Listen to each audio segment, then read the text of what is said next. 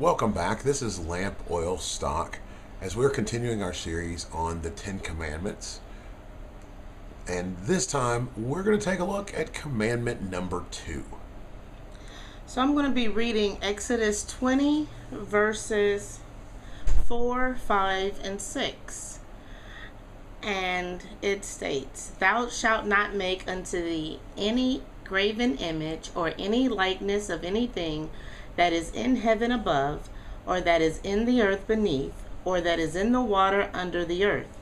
Thou shalt not bow down thyself to them, nor serve them, for I, the Lord thy God, am a jealous God, visiting the iniquity of the fathers upon the children unto the third and fourth generations of them that hate me, and showing mercy unto thousands of them that love me and keep my commandments." That's a lot to unpack. It is. It's a lot to unpack. The first, as we start going through this, something I said in the first video was I wanted to bring up some things that I've seen all around the internet in different places with people talking about these. The first and most notable thing to bring up is most places skip this as a commandment altogether. What they seem to do is roll the previous commandment, "Thou shalt put no God before me," and graven images and all the rest of it all into one big commandment, as if, okay, if you don't worship any other gods, you don't have to worry about anything else. And I would like to break apart these verses, and as we start with the first one here, Exodus 4, thou shalt not make, thou shalt not make, I am not great at this reading thing, thou shalt not make any graven image or any likeness of anything that is in the heaven above, or in the earth beneath, or in the water that is under the earth. So in the Zondervan Compact Bible Dictionary, it says a graven image is an image of wood, stone, or metal shaped with a sharp cutting instrument, as distinguished from one cast in a mold. And if you go to Google and type in graven image, the first thing that pops up is a carved idol or representation of a god used as an object of worship. So let's talk about these graven images for a second. First, the most glaring thing is you are not to make them. Period. You are not to make graven images. I mean, we're on the same page on this one, right? Right. Okay, you are not to make a graven image. So she was just reading over what graven images are, but don't forget it also says any likeness of anything that is in the heaven above, or in the earth below, in the earth beneath, or in the water underneath the earth. You're not supposed to make images of any of those type of things. So we started following the Most High a few years ago, and as we started going over the law, we tried to discuss with our family what these meant, and what he was trying to do, what the Most High is trying to communicate to us through each one of these commandments, which is what we're trying to share with you today. So now if we go to I love Moses. I talk about him a lot, but if we go to Moses, when he went to get the 10 Commandments, they had made a graven image of a cow or something, and the golden calf. Thank you. So Moses comes back and he's real upset about it. Well, everybody knows the story, but the reason why they made that image, from my understanding from reading, I think, the Septuagint, it was not because they were trying to worship a different God, but it's because they thought they needed an image or a go-between in between them and the Most High God. So that was just one example of an image of something that they used as a go-between, or something that they worshipped or whatever. Right. If I remember the story that you're talking about specifically, they had originally had Moses as their go-between. We're talking about from the people's point of view. So you have the Most High on a hill or a mountain in front of them, and they're on the ground below, and they look up and they see the storm clouds. I'm not reading from the story directly, but they look up and they see the storm clouds. And from this story, which I think you're correct, is in the Septuagint, they want things from the Most High. They want to talk.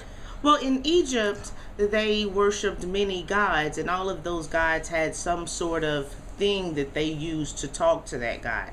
And when Moses was with them, they didn't speak directly to God. They spoke to Moses, and Moses spoke to God. So when Moses went away, they didn't feel like they could talk directly to God. So they built something to use as a go-between. Right. That's really how the story went. I'm sorry, my fault. I believe you're absolutely correct about that. And check out the Septuagint if you haven't read it. Different books in it. Some of them are very good. But in any event, I believe you're absolutely right. The people at that time felt like they needed an intercession, someone to go between them and the Most High. So when they made it, they didn't really look at themselves as making something to worship, but that's really what it was. Even though they didn't think of it as worshiping it, that is what it was considered. So of course Moses, is upset, and he does away with it. But so let me ask this. Let me float this question out there. Wouldn't the statues of Christ that you see in most Christian churches today be a graven image? I would say that they are absolutely a graven image, and this is why it's important that we read the Bible and go with what it says and not what people say, because a lot of people have images, what I would consider a graven image. The cross is a graven image. A statue of Christ or Mary is a graven image. Those stars of David. The Star of David is a graven image. Anything that is in the likeness of something that you can find on the earth, in the sky, or in the water, and it is a graven image. Now, and I also want to put this out. That becomes a center of worship.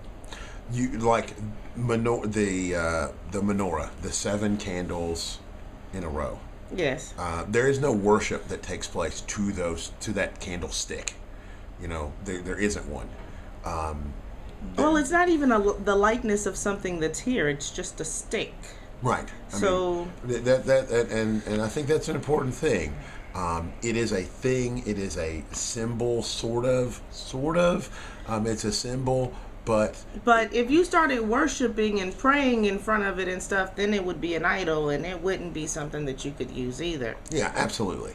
And the worship of it is part of the key. That is part of the key, is the worship of it. So several things can become graven images, even if they weren't. I mean, so here's this thing, and now someone's worshiping it. It's now a graven image. And an example of that was Moses had. I told you I like Moses.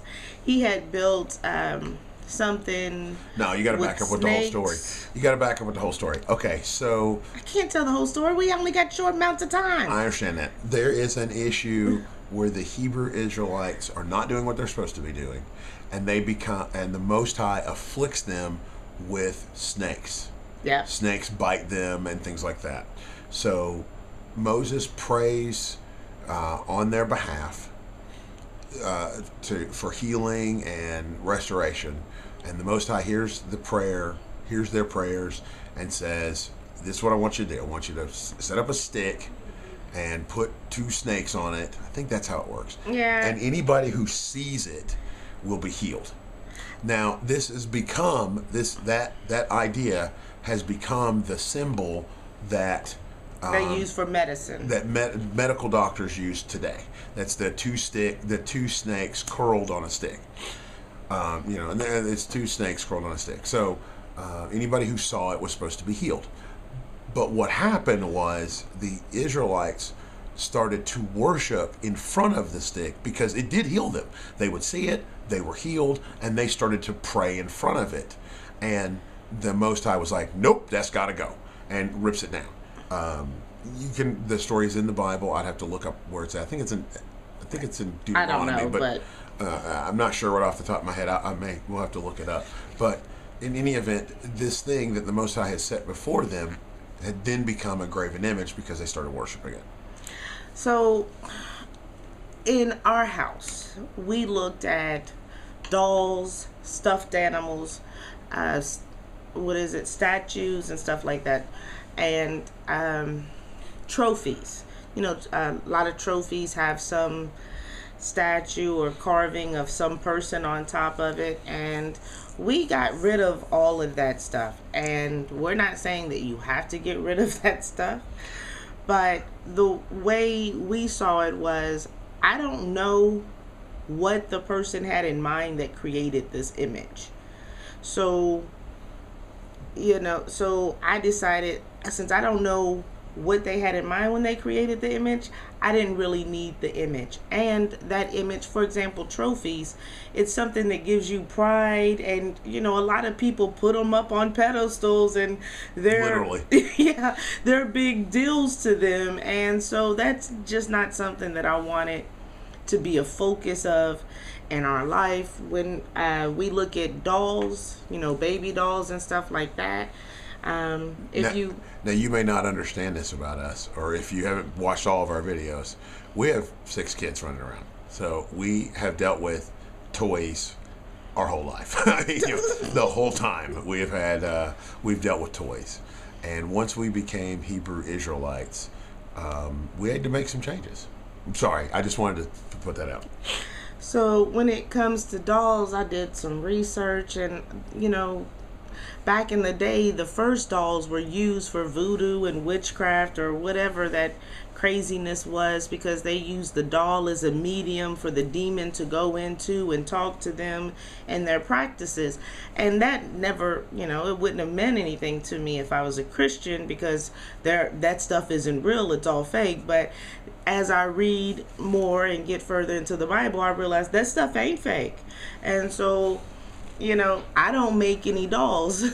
So I don't know what the people, Hasbro and all of these other companies that make these toys, what their intentions are or what they dedicate them to. I know I had heard on somebody's channel or somewhere that people who buy that fake hair, that they get it from Buddhists or something, and that they pray that the money or this whatever will go to help increase or bless them. Pray to their God over that hair before they sell it to you. So, to say, well, they're just about making money. Well, I believe everybody believes in and worships a God. And if you're not worshiping my God, then I can't say what you are or not doing to the stuff that you're trying to sell to me. So, to expound upon that point, we went through and changed everything we had. We dumped all of the statues.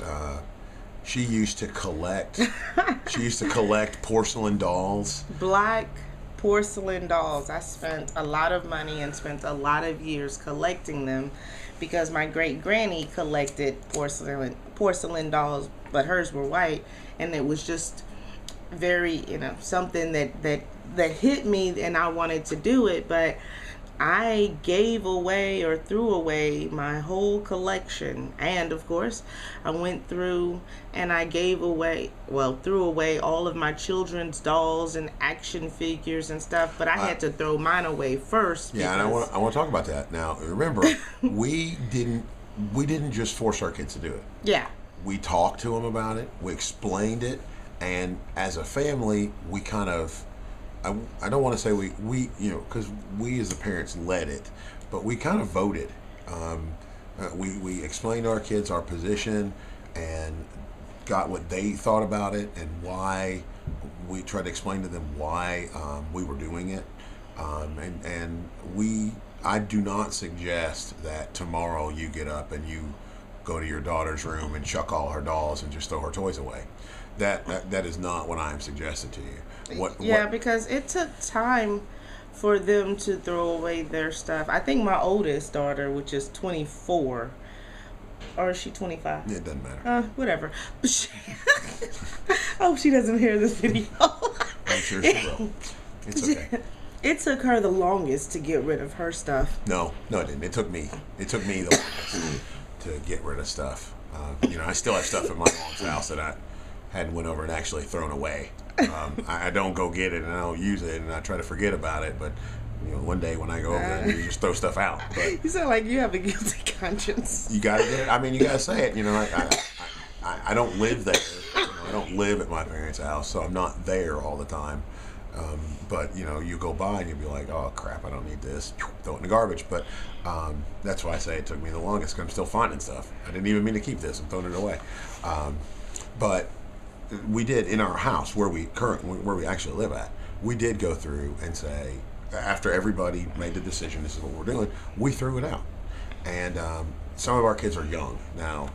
Some of our kids are much older, but some of them are much younger. Yeah. And I would still be in doll playing with categories. Yeah, our youngest is 11. Right. So they would, maybe they're getting a little too old for it now, but when we first started this walk and we did this, they were well into dolls.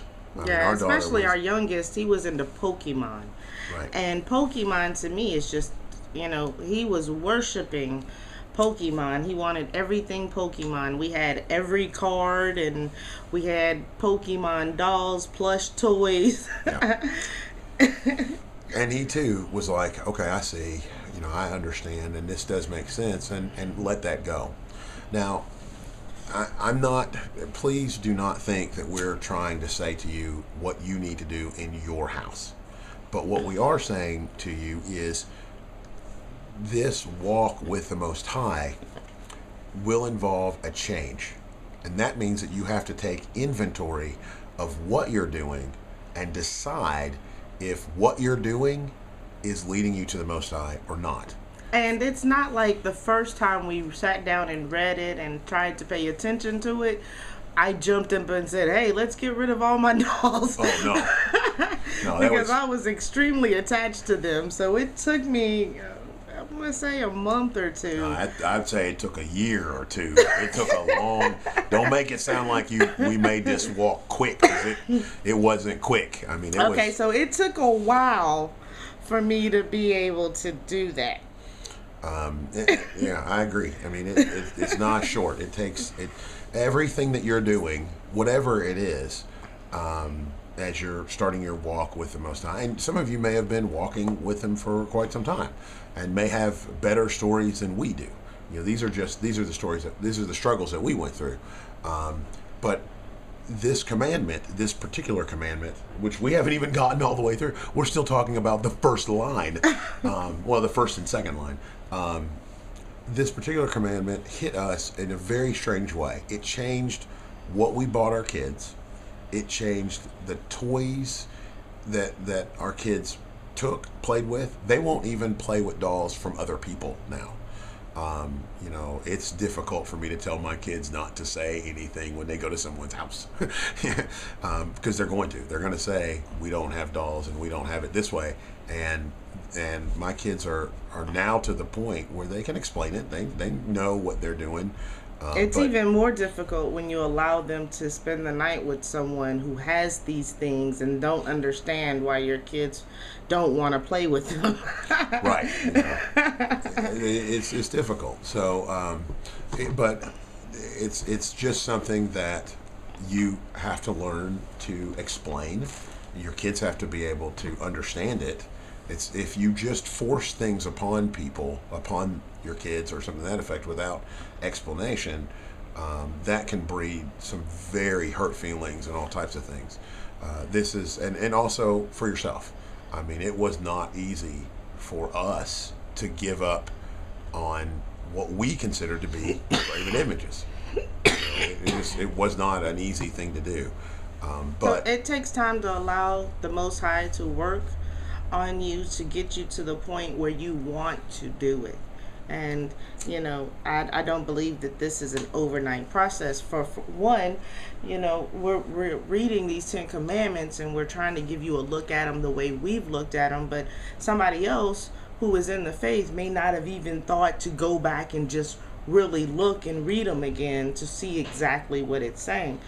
So, because people are searching and they're seeking, but we're not all searching and seeking the same things at the same time, which is another reason why we need to come together. Because if I look up something and search it, maybe you don't have to search it as deeply. And so we can share information. absolutely. So, in your walk, one of the questions that we're going to say, I would pose to you, is this, whatever this thing happens to be, from your point of view, have you looked at your house and gotten rid of them? Have you thought even about what graven images are in your house? There could be any number of things that when you think about it, it might be a graven image for you, something that you hold very dear and you practically worship. For me, for a long time, it was some Star Wars stuff, and it just needed to go. And this is just things that I saved, and they needed to get up out of here. So that's another thing when we talk about it. Talks about idol worship.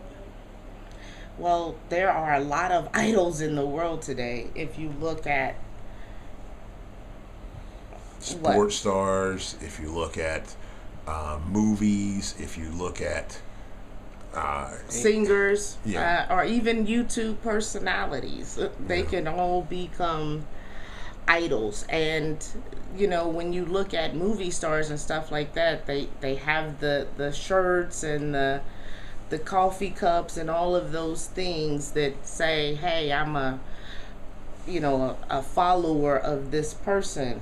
And that becomes things that you're worshiping, because you don't want to get rid of that stuff. That stuff means a lot to you because Beyonce had it, or Beyonce's picture is on it or something. And I cannot stand her, by the way. oh no, I hate her with a passion. But they're not called idols for nothing. Yeah, absolutely.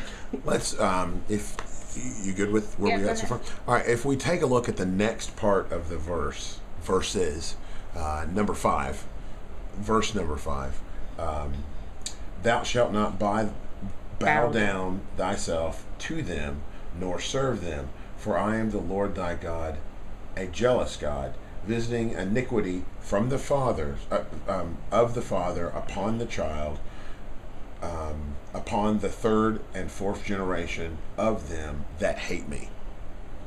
Now, as I read that, if you, and please, everybody can talk to me about this. As I read this, if you turn away from the Most High, it seems like iniquity is going to follow that decision throughout your family, through the kids beneath you, their kids and their kids. That you turning is going to follow them. Am I getting this right? Yeah, so if I'm evil and I practice witchcraft, for example, if I was to do that, then I would raise my child and they would do the same thing.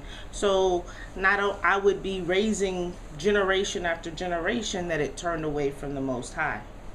And that sin or that iniquity would just follow down my line. So not only am I cursing myself, but I'm cursing my children and my grandchildren. So it's important that you get on the path and you stay on the path, because it's not just your life that is going to be hurt by you not doing it. And lastly, and I think the most important, showing mercy unto the thousands of them that love me and keep my commandments. Now, this last part the showing mercy to those that love me and keep my commandments. Hebrew Israelites are sometimes referred to as commandment keepers. I mean, that is why we talk. That's why part of why we started this particular series again, because keeping the commandments and following the law, statutes, and commandments of the Most High are what define us as Hebrew Israelites. So when it says mercy, the definition of that is compassion or forgiveness shown towards someone whom it is within one's power to punish or harm. So it's saying that if you are doing your best to follow his commandments and you love him and you mess up, he's going to be able to show you some sort of compassion or forgiveness. But if you are one of those people who decide, well, I can do what I want to do, then there is no compassion or mercy for you because you hate God. You know, there's a difference between I made a mistake and this is who I am. Absolutely. And this is one of the things why I think in most modern churches, they don't teach the commandments. Oh, they surface teach them. Now, that's true. They do just go, there are 10 commandments and you should follow them. And they might even read them all out to you. No, they're a good idea. Yeah. But I mean, it's not a serious, at least I don't see it. When I was in church, I didn't see it as this is one of the most important things that you need to be doing.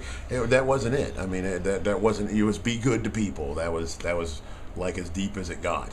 But as I read this commandment. Because they feel like God is going to show mercy to everyone, but he's not.